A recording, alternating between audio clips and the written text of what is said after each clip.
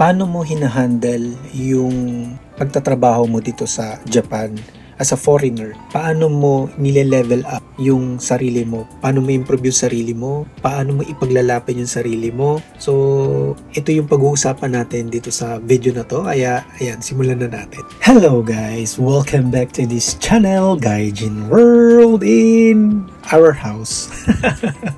Kumusta naman kayo guys? Ayan, so medyo matagal-tagal na naman tayong hindi nag-upload ng video kasi inaatake na naman tayo ng pagka-INFJ. INFJ ako kasi meron akong pagka-INFJ. Pero hindi lang naman yun. So maraming mga pangyayari sa buhay natin. Itong i-share ko lang sa inyo, yung mga gusto ko munang mag-share sa inyo ng mga pangyayari sa aming buhay dito sa Japan. Ayan. Ang trabaho ko dito sa Japan ay may kinalaman, syempre, sa computer. So, dahil computer engineer tayo, so nag-apply tayo 4 years ago. Okay, 4 years ago, nakapag-apply ako dito sa Japan as sa isang telecommunication company. Nakapag-apply tayo as IT engineer. Okay? At first ay Haken. Kumbaga, pumasok ako as Haken sa company. And after 2 years, ayan, syempre, naggambaro tayo. Pinakita natin yung best natin. Kaya na-absorb tayo at naging Seishine. Pag sinabing Seishine, full-time employee tayo sa company. And doon sa mga nakapanood ng mga video ko about work in Japan, nag-upload tayo doon ng mga paminsan-minsan ng mga issues natin sa company. So, 4 years na rin tayo dito sa company na pinagtatrabahuan natin. And ano ba yung mga issues na na-encounter ko daily sa Japanese working environment. Okay? So, hindi ko naman nilihim before na lahat naman ng companies na napasukan natin, hindi lang itong bagong company na napasukan ko or itong pinapasukan ko, pati naman yung mga previous companies na napasukan ko. Lahat ng mga companies na yan, meron yan kanya-kanyang mga issues. Meron tayong mga kanya-kanyang issues dyan na na-encounter. And na-share ko rin before na meron akong naging issue sa mga ilang kasamahan natin sa trabaho. Nung bagong pasok pa lang ako sa company as a leader din. So, hinire ako para maging leader din dun sa department na yun. And this was 4 years ago.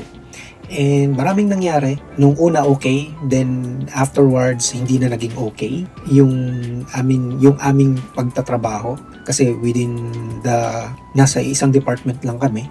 And maraming naging issue and kasama na dun yung kumbaga I felt and I'm still being parang indirectly na parang nabubuli. Okay? Indirectly, noon talagang ramdam ko yung pambubuli. Okay? And syempre hindi naman tayo basta na lang nagpapabuli.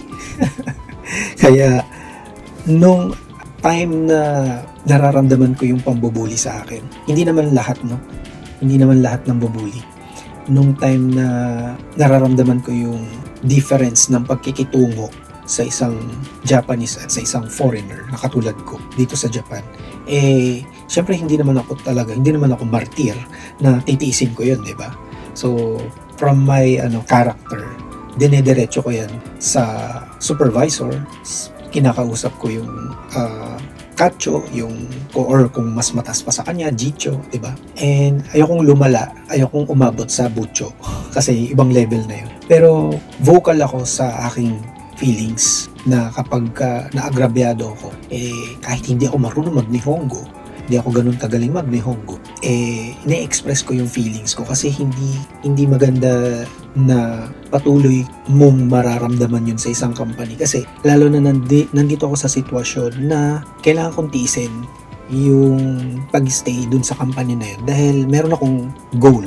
Okay? Meron akong goal na maging permanent dito at para sa akin itong company na to ang makakatulong sa akin para ma-reach ko yung goal na yun. Long term yung aking iniisip. At syempre meron akong family, kasama ko dito yung aking wife and yung aking anak. So sa ganoong paraan, bino-voice out ko yung aking mga issues sa aking superior and kahit papano, gumagawa naman sila ng way para ma-address yung situation. Although, parang nangyayari dahil kailangan din nila itong taong nambubuli sa akin. Wala silang ibang maasahan at mukhang ganun din naman tong taong ito na talagang ipinapakita niya na kumbaga siya lang yung may kayang gawin ng mga kaya naman din naming gawin, 'di ba? So inaako niya lahat para lahat ng tao kahit ibang department and magre-rely sa kanya. Nakalimutan niya siguro na ako rin ay hinire sa company na yon as leader. Pero matagal ng issue yan, hindi ko na issue ngayon yan. Ang issue ko ngayon, gusto kong lumipat sa ibang department. Okay, so paano mangyayari yun? Kailangan ng request. Okay, so matagal ko nang nare-request na lumipat ng ibang department pero hindi natutuloy kasi nga yung qualification. So marami silang mga pa-exam na kailangang ipasa. So ginawa ko naman yun. So 2 years ago nag-take ako nung parang board exam nila for CATV, parang CATV, telecommunication exam, and yung pinaka parang yung level 2 na exam nila, pinasa ko na yun 2 years ago. Okay. So, pero not enough pa din kasi meron after level 2, meron siyang level 1 and yung pinakamataas yung supervisory na exam.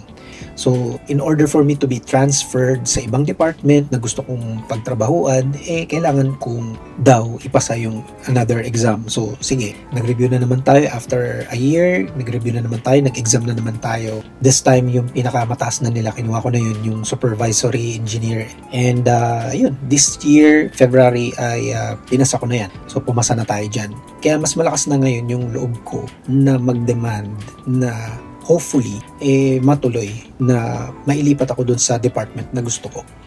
Okay? Hindi lang naman dahil ayoko nang kasamang katrabaho yung, well, half of that is ayoko nang makatrabaho yung taong araw-araw kong nakikita. Di ba ang hirap naman nun? Yung meron kang kasama sa trabaho na araw-araw mong kailangan tiisin na nakikita siya, nakakatrabaho mo siya. Pero ako kasi talagang inaano ko talaga. Binibigay ko talaga yung, pinapakita ko talaga na gusto ko lumayo siya sa akin. Gusto ko hindi kami magkatrabaho diretso. Ayokong makatrabaho siya ng diretso. So, vocal naman ako doon, sinasabi ko yung diretso sa kacho namin and nasasabi, nagagawa naman nila ng paraan. Pero lately, nararamdaman ko na after 4 years, meron kaming bagong kasama, meron silang bagong hinire na bagong graduate. Okay? So, kumbaga, lahat ng trabaho na ako dati ang gumagawa, unti-unti na nilang inilalagay doon sa, or itina-transfer dito sa bago. Which is, okay. So, ino-observe ko lang, hindi ako nagsasalita. And sinasabi ko din naman sa kanila na gusto ko talaga mag-focus doon sa work na gusto kong talagang gawin. Okay? Doon sa mga gustong magtrabaho dito. Okay?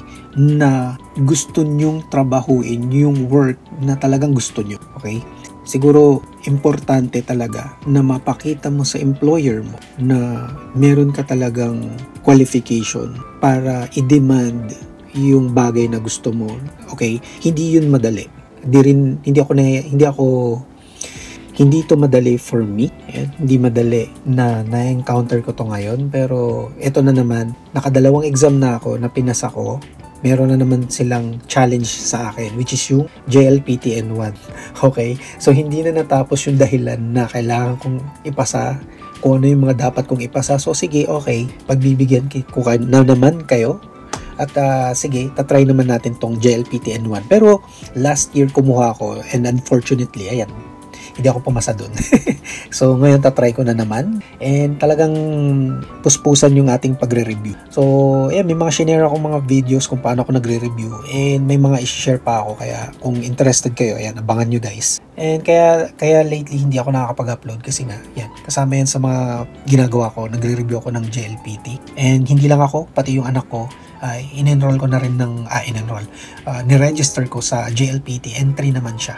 Okay, kasi pumasa na siya last year sa N4 with the help of Jin Sensei. Ayan, so pumasa na siya. Anyway, so right now ay nandito ako sa situation na magsasubmit na ako kasi meron kaming yearly evaluation, self-evaluation sa company na doon mo gagawin yung request kung masaya ka pa ba sa work mo, kung gusto mo bang lumipat sa ibang department. Kasi yung company na pinasukan ko,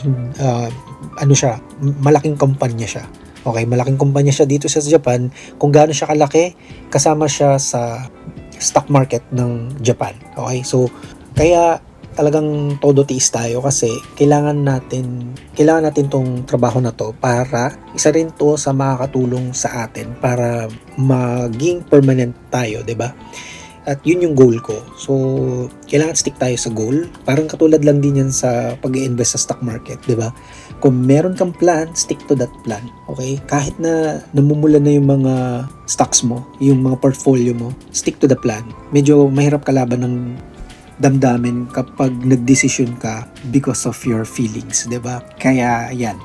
So, ang dami kong sanang gustong i-share sa inyo. Basically, nandito tayo sa point na magre-request na naman tayo for department transfer and hopefully maganda yung feedback kasi nararamdaman ko na nga rin as I said earlier, meron na silang bagong pinasok na employee doon sa department namin and unti-unti na nalang ina-unload sa akin yung mga trabaho. Pero I kept quiet, ayokong magsalita kasi ayokong umasa din. Then itong nakakatrabaho ko na isang dipa lang ang layo sa akin, isang metro lang ang layo sa akin dahil magkakatabi kami ng table. Dati talagang dikit kami ng table. Ngayon, may isa pang table na pagitan namin kasi nilipat ako sa kabilang table dahil nga may issue kami nitong isang tao sa trabaho ko. So, ayan. Babalitaan ko uli kayo kung anong mangyayari sa susunod. Pero, ayan. Kung nagustuhan nyo yan, like, share, and subscribe. Kung hindi ka pa nakasubscribe, mag-subscribe ka na at hit mo yung notification bell para lagi kang updated sa aming mga susunod pang i-upload ng mga videos at sa iba pang mga topics namin related sa pamumuhay dito sa Japan. Puntahan nyo aming YouTube homepage, i-click nyo yung playlist dahil marami kaming playlist dito na makakatulong sa inyong pamumuhay dito sa Japan. Thank you so much again for watching. This is Alan and I will see you on our next video. Huwag niyong kalimutang i-check mga videos na lalabas ngayon dito sa screen. Bye!